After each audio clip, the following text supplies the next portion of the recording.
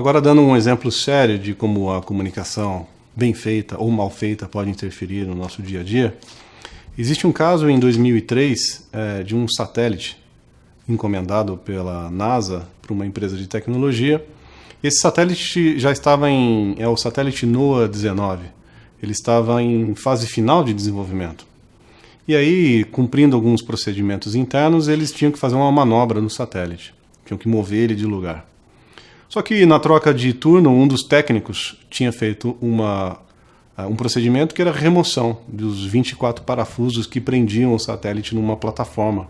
Como essa pessoa que retirou os parafusos não conversou com as demais pessoas, ele se esqueceu de arquivar o que ele fez, a manobra que ele fez, no relatório do dia. E aí, na chegada do novo turno de manhã, as pessoas foram fazer a manobra no satélite para fazer o movimento dele e ele caiu.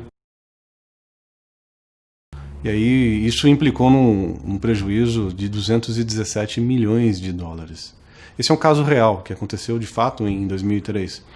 E mostra que não necessariamente a burocratização, que às vezes a burocracia ela é necessária, às vezes a burocracia, na verdade, ela é um simples fato para que as pessoas se sintam seguras de alguma coisa.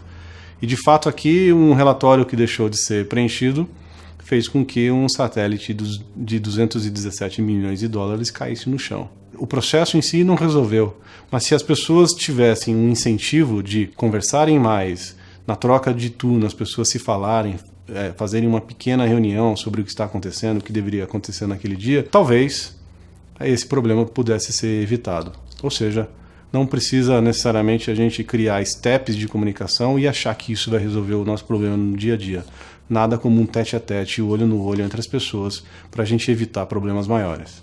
E como diria o nosso saudoso Abelardo Barbosa, quem não se comunica se trumbica.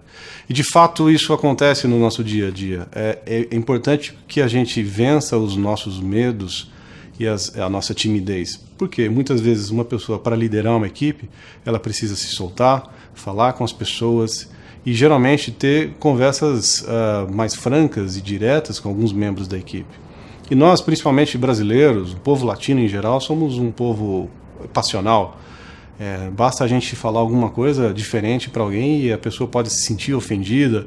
Isso nos acanha muito, faz com que a gente não necessariamente consiga falar as coisas que nós gostaríamos. Obviamente não é ter DRs a todo momento, mas coisas necessárias, técnicas sobre um projeto e que podem fazer melhorias e pode fazer bem para o projeto.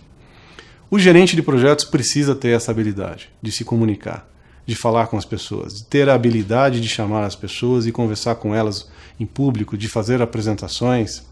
É importante não só ter essa habilidade de oratória, de conversar, mas também de dominar a sua língua. Tem muita gente que tem vontade de aprender outros idiomas, mas é importante também aprender o seu próprio idioma.